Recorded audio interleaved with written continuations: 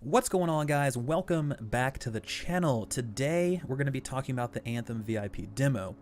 Now, I didn't get a video out, I wasn't trying to force this one out because I wanted to spend a decent amount of time, a good chunk of time in the actual demo itself before just rushing to conclusions and really kind of judging a book by its cover. Granted, this is a demo or a demonstration of what Anthem is. I still wanted to give it the full weekend of gameplay, to which I've sunk about 14 hours into so far, and at this point I think I have a pretty good interpretation of the demo itself, the systems that we did get to test. I kind of understand how those work, as well as some theories on how this is going to play out in the future. Now, this video is going to be going over a few things. It's going to be going over some of the big debacle that kind of happened towards the front end when it first launched, and honestly throughout the weekend. It's going to be going through gameplay, performance, some of the systems, and my overall thoughts about the entire thing. So what we're going to do is we're going to take this in chronological order. So we're going to start on Friday. Friday, the demo opened up at 11 a.m. Mountain Time. I'm in the Central Standard Time Zone, so I'm an hour ahead. So it opened up noon for me, though I was at a dentist appointment, wasn't able to get in until about 6 o'clock. I was attempting to get in between 4 and 6. Now, I say attempting because they were having some big issues. The issues they were having were different platform connections. They were having issues with pre-order bonuses and people who were able to get in versus people who were not able to get in. And really, from a back-end standpoint, it was an absolute disaster. Now, BioWare did release a kind of blog post yesterday going through, hey, here's really what happened. We messed up. Here's why. Here are some things that we ran into. And these things were pretty straightforward. They identified 3 primary areas, the platform connections we were talking about. Summed up, this essentially is a spike in players entering the game when we opened up. This was not necessarily something that we expected.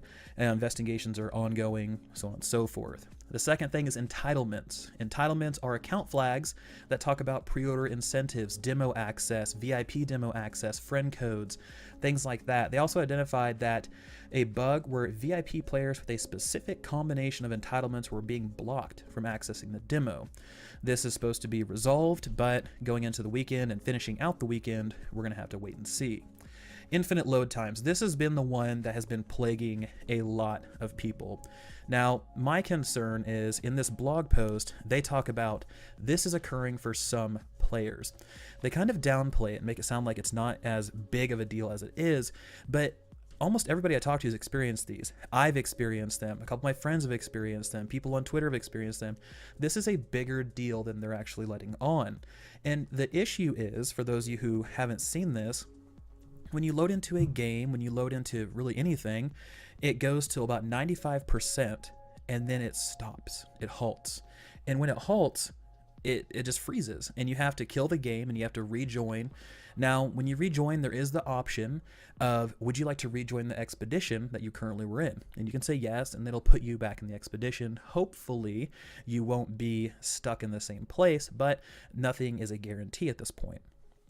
Those are the 3 main things. Now, they went through and they did some stuff. They improved server performance. They, implemented a couple fixes to address a lot of these issues. And I think for the most part, most of these things have been taken care of. For the individuals that had logged in and suffered from these, we're going to get an additional vinyl, which is a kind of a skin for your javelin. And then they also unlocked all 4 javelins, or the 3 other javelins, for the remainder of the weekend and the following demo weekend, which we'll get to momentarily. So those are the big things. Now, kind of rolling out of this were some bugs. I did see some bugs personally on my end. Server rubber banding, not necessarily a bug, but that was an issue that I ran into. Some actual bugs, though, I would launch into a game, I would be missing my head, and it would just be my body, my javelin body. I wouldn't be able to equip a weapon, holster a weapon, use any of my abilities outside of melee, and I would have to leave the expedition, relaunch the expedition, and then I could jump in, and everything was, all hunky-dory. It was all fine. That happened to me maybe 2 or 3 times in my, 12 to 14 hours that I played. So it's not a huge deal, but it is really frustrating when you're trying to do a stronghold, and you finally get a party, and you drop in, and you have to leave and then come back. So it's one of those things. I'm really hoping this is taken care of in a day 1 patch, but outside of that, the only other small thing is some of the gear still says plus 0%, insert random thing here, plus 0% javelin damage, plus 0% assault rifle damage, those type of things. Now, this is a bug that they did identify going into the live streams, and this was a couple weeks ago, maybe even upwards of a month ago, and they said this is an early version of this build. This is still something that we're working on. Now, which leads me to another thing, is this demo an actual representation of what we're going to get, or is this a slice of maybe a build from 3 weeks ago before these bug fixes without the day one patch that will most likely be fixing some of this stuff? And I really think it is. I think this is the, I'll say, raw gold cut of the game, and what we're going to be getting on day one is the gold cut plus the day one patch that's going to be taking care of some of these things. Now, that's speculation, obviously, that's just me talking, but let's roll into the next thing. So this next part is going to be the fun part. This is the actual game itself. You know, what were my takeaways? How did the game perform? And I'm going to start from the top. I logged in, and you start in Fort Tarsis. Fort Tarsis is the hub. This is the area where all of your story takes place. You're talking to characters. You're going around accepting contracts, missions. You're decking out your javelin. You're adjusting your gear, things like that. This is where you're going to spend a lot of personal time, you time. And that's because no other players can be in this area. This is specifically for you, the player. They are adding a social hub called the Launch Bay that will be there for launch, and that's going to be upwards of 16 players. You can kit out your javelin, talk to other people, form parties. Essentially, it is the tower in Destiny, so keep that in mind. Or for you Division players out there, it's the terminal. So they are adding something in like that. So for those of you who haven't seen that, they are kind of tackling that social aspect. So keep that in mind. But you start in Fort Tarsis. I talked to some individuals. The story is very light, and it's light because we don't really know what's happening. You get dropped in the demo at level 10, and they're talking about something called a Heart of Rage that apparently led me here, which I don't know what that is. We had kind of going through the live streams and then where we are on the demo, I pieced together, we just finished the Lost Arcanist mission, and we recovered Matthias, who is the Arcanist, and he is having us chase down something known as the Manifold, which is a piece of ancient god, Shaper god technology that will allow us to soup up our javelin. Well, I'm not going to explain it, but things don't go as planned, and we have to end up saving a few people. The story is pretty decent. I was engaged with the characters. I felt like they had a fully fleshed out kind of backstory. They didn't feel shallow or hollow. Walking around Fort Tarsis is kind of the same thing. You have all these people that are like, hey, freelancer, come over here and talk to me. And, you know, you talk to them, and they have this camaraderie of, yeah, man, I remember that war story where, you know, you were fighting this, you know, Ursix, and he almost tore your arm off, and I did this. And you feel like they're actual people. They have something built to them, some sort of substance, which is good. So keep that up. I expect that of a BioWare game, especially with the individual who wrote Knights of the Old Republic, Caparian. I believe I didn't butcher that name, but Caparian, that's behind it. And this is something I expect. There's also lore points out in the world that'll give you a little bit more in-depth look at where we are, to which we don't really know. We don't know what planet we're on. We don't know what timeline this is. We don't know what we are other than humans. That's about it. So that's the kind of hub. But moving on to the gameplay itself. When you start out, you get one javelin. You get the Ranger. And the Ranger is your all-around, your balanced kind of class, or yes, you could call it a class, your suit that gives you a shield, decent mobility, decent firepower, decent flight time. You know, it's just your jack of all trades. And it also possesses some good support mechanics. It can drop bubble shields. It can drop a kind of a pool on the ground that functions as a 20% DPS increase, which is really cool. And it also is the one that gets grenades and it gets missiles, so you can combo pretty heavy with this guy. The other three, you have the Colossus, which is a tank. It has the most firepower. It's the slowest. It does not possess a shield. And honestly, the Colossus is very, very squishy for a tank character. I was just getting absolutely shredded because I didn't possess a shield. And I don't necessarily think the health pool justifies the lack of an energy shield at this time, but maybe with gear that'll change. I'm not entirely sure. You have the Storm, which is a magic-based suit that will obviously call down magic attacks, frost, lightning, fire, things like that, and it will lay absolute mayhem. It can fly indefinitely as long as it has a shield, or it can hover indefinitely as long as it has a shield, and that makes it a very, very good air assault type of javelin. Then you also have, last but not least, the Interceptor. For those of you melee-based, kind of acid, poison individuals that are focused on heavy melee combat, ninja-like, right? Get in, get out, slice things up. The Interceptor is probably for you. It is the quickest out of all of them. It has the longest flight time out of all of them, but it has the least amount of defense. And that's a big thing. So if you're an individual who can get in, get out really quick, and you almost want to function like a ghost, Interceptor might be for you. But you start out with the Javelin, and at level 12 you get to unlock another one. You only get to unlock one, and that one you get to unlock you better choose wisely because you can't change it. I chose the Colossus. You already heard my thoughts about that. It's a little squishy for a tank. The firepower is decent. It's slow, and honestly I thought I would really enjoy that suit, but I really just didn't, and I really want to try out the Storm because I think that's my next up. Now, flying itself, gunplay, things like that, phenomenal. I think BioWare hit this thing on the head extremely well. When you go out into free play, which is like a free roam patrol for you Destiny players out there, that's what it is. You fly around this open world, and ups and downs through waterfalls, through nooks and crannies. You have wildlife, you have Scar, which are your enemy insect type things that are invading. You have to deal with outlaws, the Dominion, things like that. And the flying is so well done. It is very well done. I feel like it's just one of those things where you can just fly around for hours. However, I will say, the PC controls are not exactly up my alley. I didn't really enjoy the PC controls very much. I wasn't a big fan as mouse 4 for hover, which I'm not a big fan of, and the flying was kind of weird because it was very delayed. So you would move your mouse to upper right, and then your guy would follow slowly, right? As you move your mouse where you want him to go, and it's kind of a delayed, it's a lagging type of indicator there. So that is something. I plugged in my Xbox controller, immediate, for me personally, immediately better. I'm using my right stick. Wherever I move that stick, my Javelin follows immediately, and it just makes it so much easier to control, to fly, to have a good time. And I was able to jump in very quickly into combat, which brings us to our next point, combat itself. When you first start, your ranger has an auto rifle, you can equip like a shotgun, and that's it. I mean, you have a scout and things like that, so there is a little bit of variety, but the actual gunplay itself functions very well.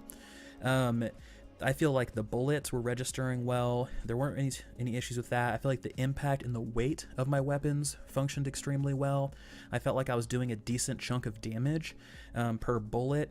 And it obviously depends. You know, if you're using a shotgun from 100 yards away, you're not going to feel that same weight. But if you're up close on somebody and you just unload on them, it's phenomenal. It's such a good feeling just to and just drop people.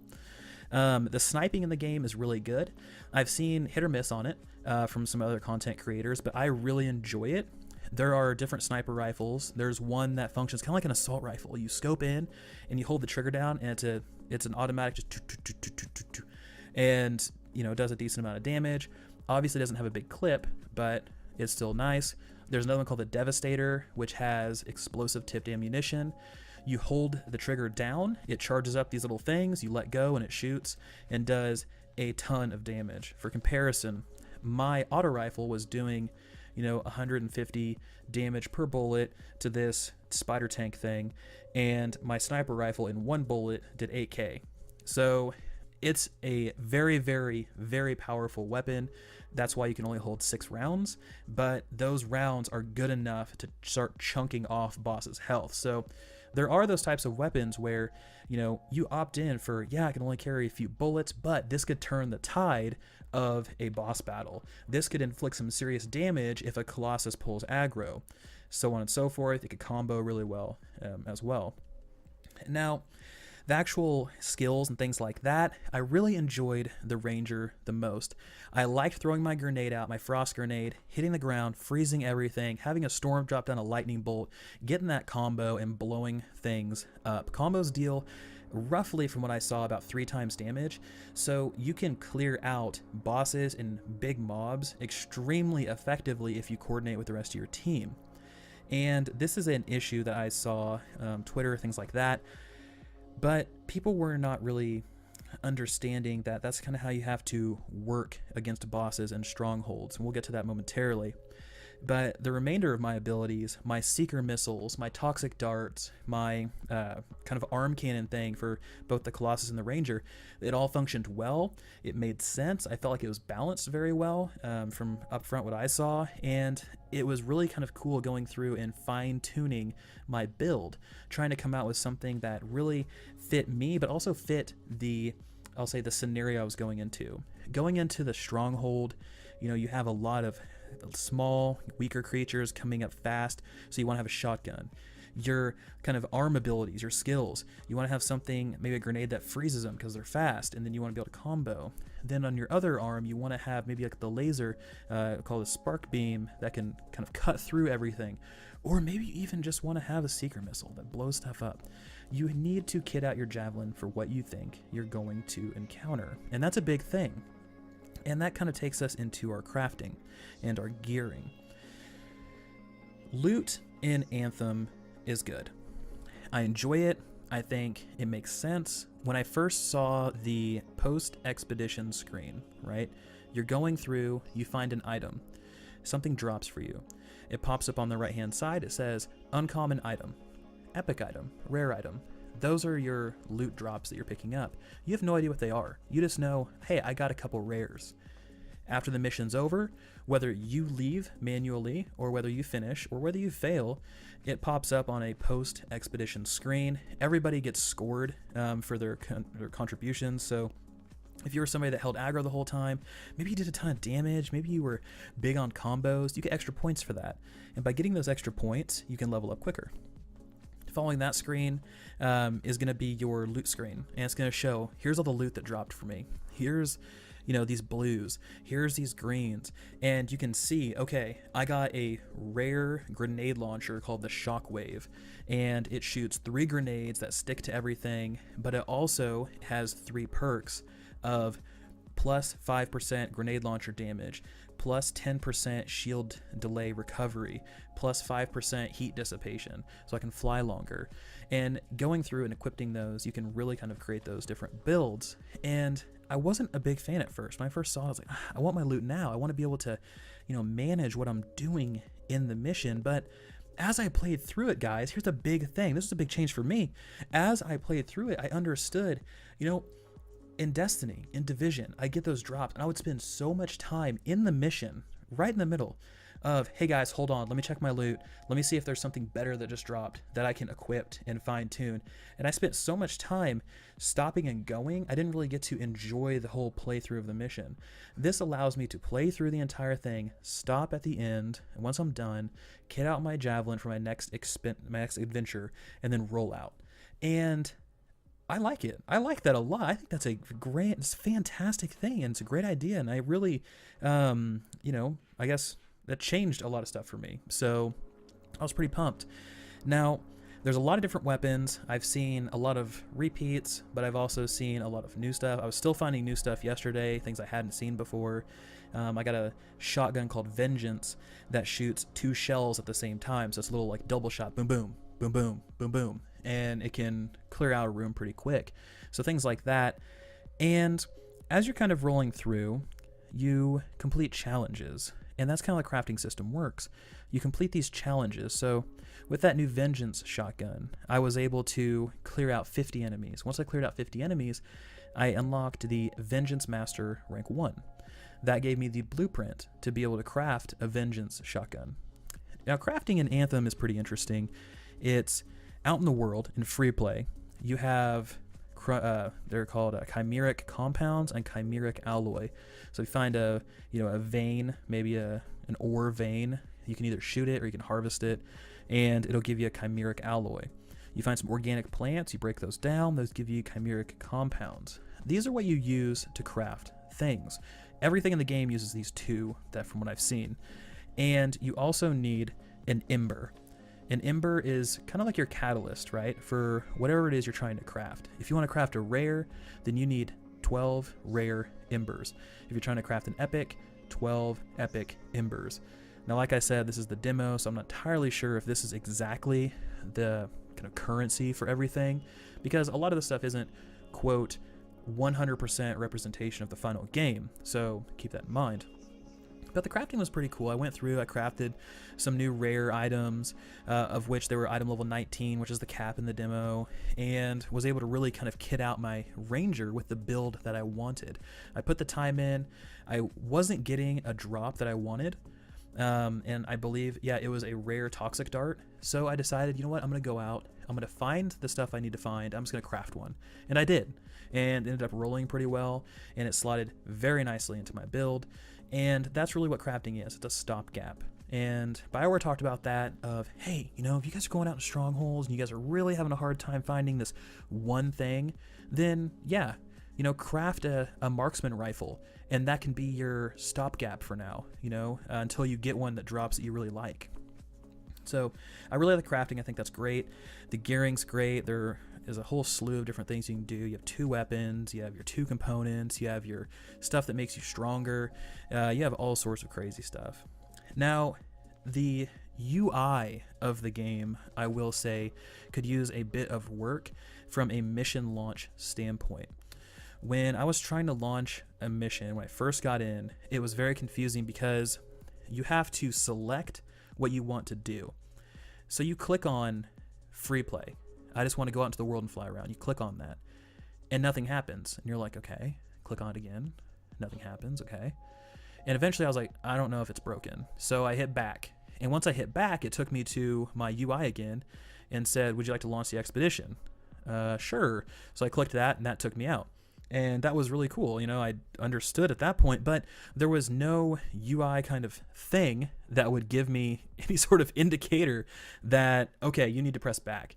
I would really like to see them, after you click on something, it kicks you back to the menu, and then from there you can launch your expedition.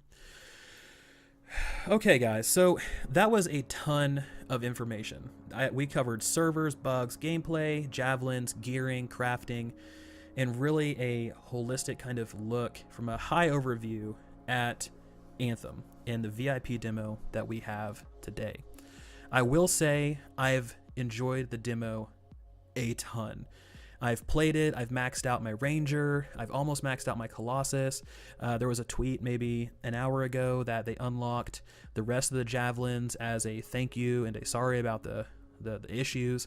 So I'm going to jump in and try out the Storm and the Interceptor a little bit.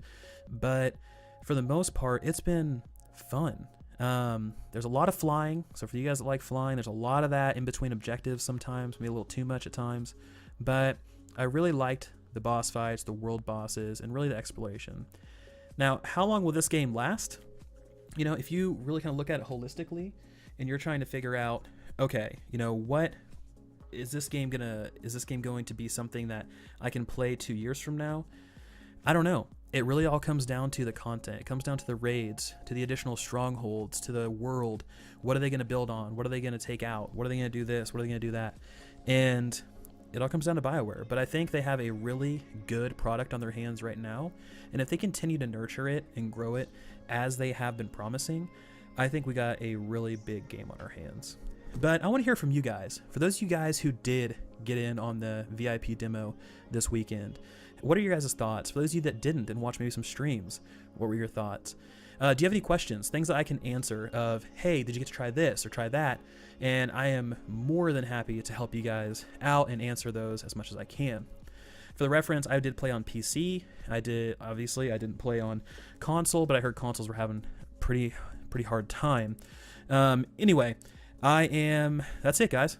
That's Anthem. So I'm out of here, and until next time, I will talk to you guys later.